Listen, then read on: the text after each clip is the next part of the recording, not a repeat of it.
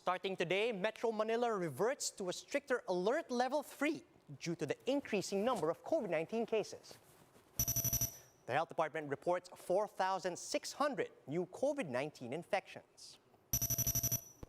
Face-to-face classes are suspended in Metro Manila, while leisure travel to Baguio is likewise not allowed in the meantime.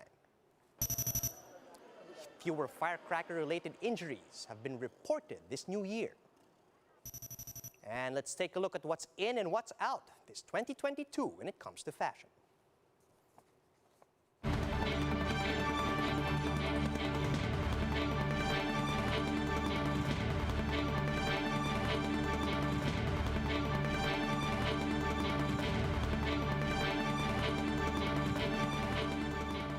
Fast, focused, and fearless. Here's everything you need to know as you jumpstart your day. I'm Charles Lejano. Kicking off today's newscast with Metro Manila now back to alert level 3 amid an uptick of infections over the holidays. Camille Samonte has the story. The Metro Manila Council attributes the uptick in COVID-19 cases to the recent holiday gatherings. Based on the two-week growth rate from November 3 to December 17, NCR was only at negative 52%. But from December 4 to 31, the COVID-19 growth rate increased to 285%. The MMC now eyes an enhanced vaccination mandate to allow the mobility of those vaccinated under Alert Level 3.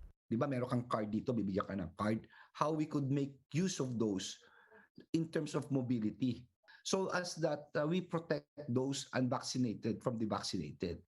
Abalos also noted that this proposal will allow the economy to remain open amid the threat of Omicron variant. Apart from this, the council also considers imposing additional requirements for intra- and interzonal travel. We should learn how to live with the virus right now. But the most important thing is for everyone, talagang lahat po ay mag-ingat to exercise health protocols. Although 10 LGUs in NCR are already classified as high risk, Abalos said there is no enough data pointing to Omicron variant. He, however, assured the public that LGUs are ready. You do not have to wait for it. Paghandaan na natin, gumawa tayo ng aksyon. Now that the holiday season is over, commuters flock to Parañaque Integrated Terminal Exchange from their vacations. Some complain that physical distancing on buses is not being observed.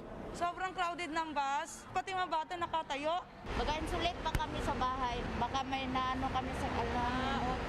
The Transportation Department says the 70% passenger capacity on trains will be retained under Alert Level 3. This is to avoid crowding of passengers at stations, which may increase the risk for virus transmission. Any changes in the capacity of other modes of public transportation will be subject to the guidance of the IATF. For News 5, Camille Samonte, We Are One News.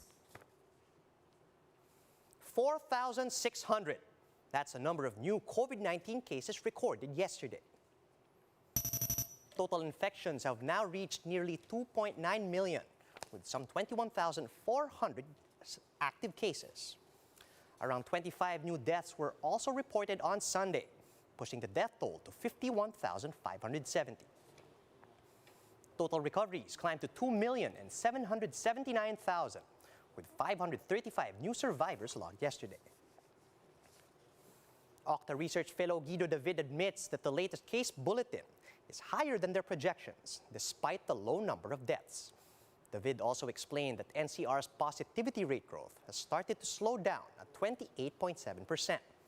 Because of this, the expert believes that new COVID-19 cases would decrease to about 3,500 today.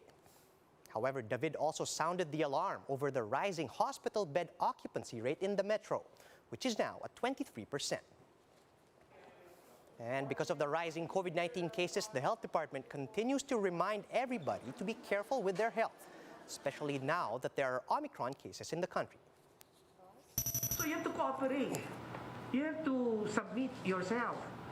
We have the numbers. We have sufficiently and adequately published those numbers for them to contact para to really give the real information and the proper interventions. Again, it's for their protection. Hindi naman po gagawin ito para po sila mapahamak Ginagawa po natin ito dahil aayon po sa batas. With stricter restrictions back up in the metro, face-to-face classes and even leisure travel to Baguio has been suspended. The suspension of face-to-face classes is automatic, with Alert Level 3 taking effect today. Recall that almost 28 schools have started their pilot face-to-face classes under Alert Level 2 in preparation for a wider school reopening. But now, authorities are appealing to the parents to make sure that their children stay home for their safety amid rising infections. Over in Baguio, all future requests for leisure travel are likewise suspended effective January 2. But those with already approved travels and issued QTPs will still be allowed entry on their declared travel dates. All pending requests are considered rejected and not allowed entry until further notice. The number of firecracker-related injuries recorded over the holidays is 11% lower than last year's figures. The health department says only 85 were reported injured between December 21 and January 1.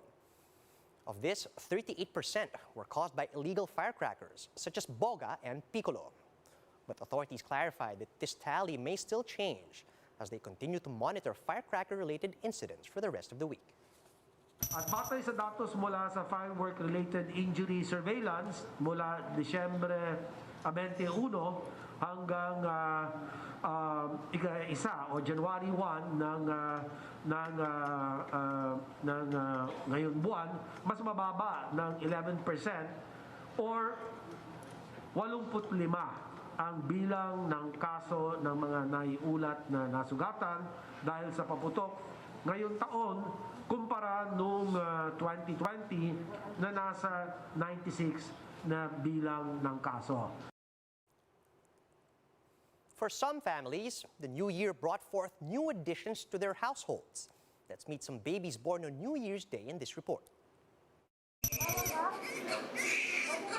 In the wee hours of January 1, 2 new babies were born at Dr. Jose Fabella Memorial Hospital.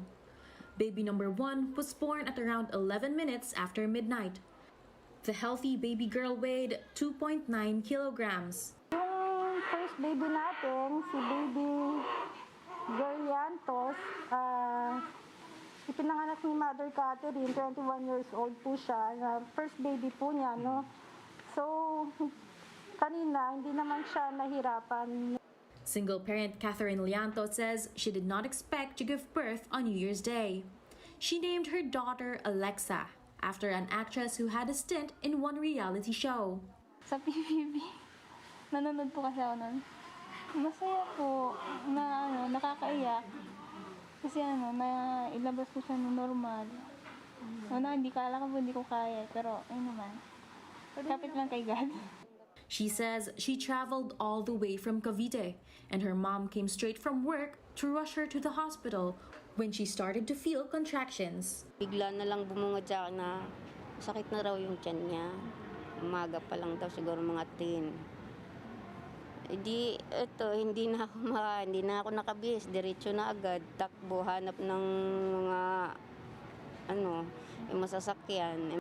Meanwhile, baby number 2, a bouncing baby boy weighing 2.8 kilograms, was born at 12:20 a.m. Kasi yung second baby po natin na-deliver via cesarean section po, is 12:20 a.m. naman. Si baby boy Torres. Every new year, Fabella Hospital expects some mothers to give birth exactly on New Year's Day. But since the pandemic started, the hospital has adopted additional measures before accepting patients. Now, all would-be mothers must undergo triage outside the hospital to ensure that they are not infected with COVID-19.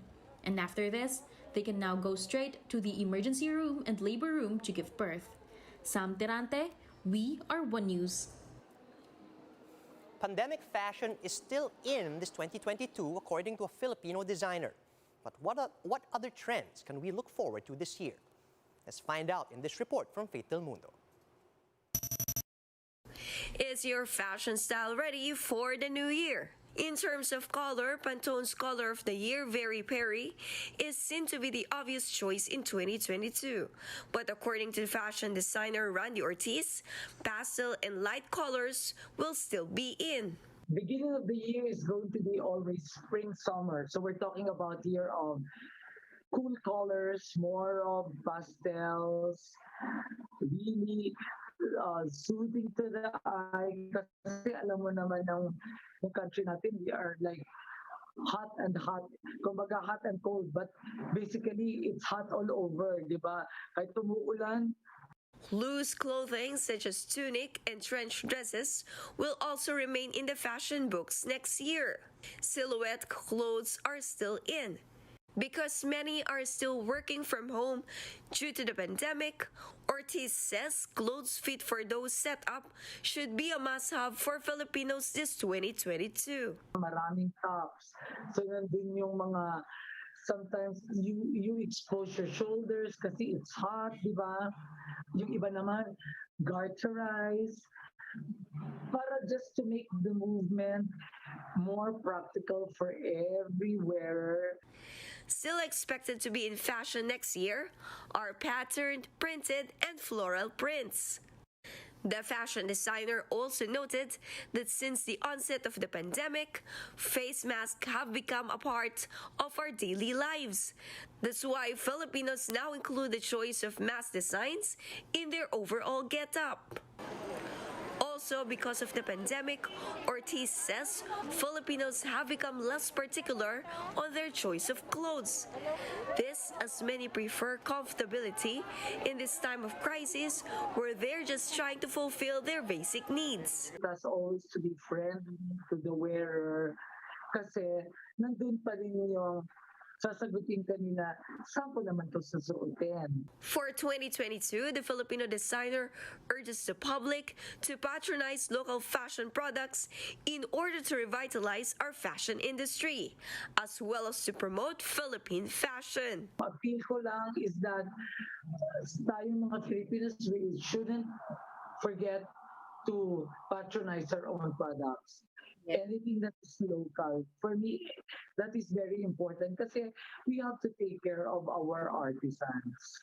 For News 5, Faith del Mundo, we are One News. And that's how the day is shaping up to be. Join us later at 9 a.m. as we monitor the day's biggest stories from sunrise to sundown. You can also catch One News on Signal Play. Just register for a free account at www.signalplay.com. so you can stream One News live anytime, anywhere. I'm Charles Lejano. Mask on, wash hands, and stay safe, Philippines. We're One News.